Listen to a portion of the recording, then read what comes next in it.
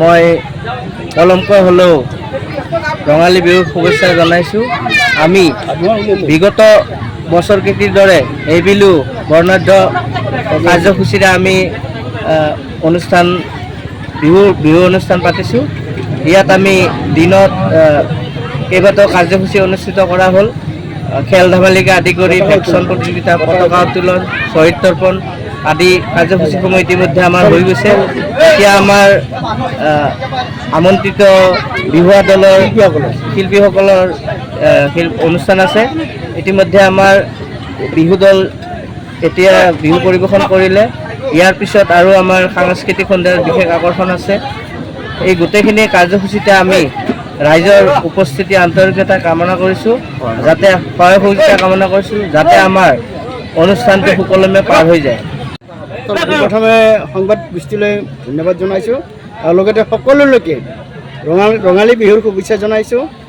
এই অনুষ্ঠানটি আমাৰ আজিৰ নহয়, 1961 চনতে স্থাপন হৈছিল।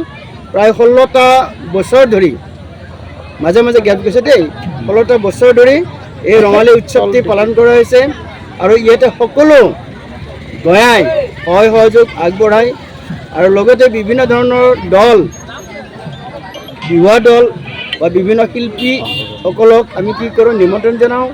আজি এই উৎসৱটিত, ৰঙালী বিহু যি উৎসৱ, এই উৎসৱত প্ৰথমে আমাৰ পতাকা উত্তোলন হ'ল সংঘৰ, তাৰপিছত বিহুৰ পতাকা উত্তোলন হ'ল আৰু খেল ধেমালি হ'ল, শ্বহীদ বেদী তৰ্পণ হ'ল। এই বিভিন্ন ধৰণৰ অনুষ্ঠানসমূহ চলি আছে।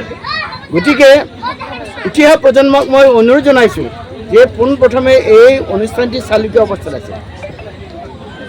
এতিয়া অৰ্থৰ অভাৱ খুবেই কম, চৰকাৰেও সহায় কৰিছে, গঞাইবিলাকেও সহায় কৰিছে, ইয়াত অৰ্থৰ অভাৱ একেবাৰে কম। গতিকে ইয়াতকৈ আৰু যাতে উন্নতৰ অনুষ্ঠানবিলাক প্ৰদৰ্শন কৰা হয়, তাৰ কাৰণে মই কনিষ্ঠসকলক আহ্বান জনাইছোঁ, সকলোৱে মিলি যাতে এই অঞ্চলটো, এই গাঁওখন জাকত জিলিকা কৰিব পাৰি এই অনুষ্ঠানবিলাকৰ জৰিয়তে।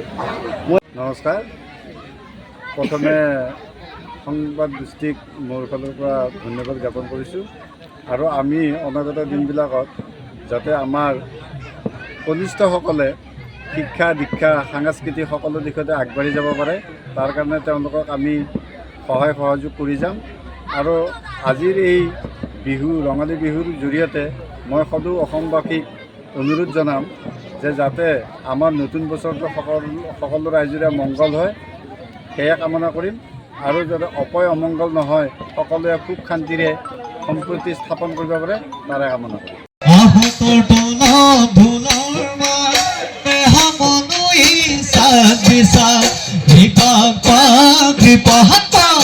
ইফালে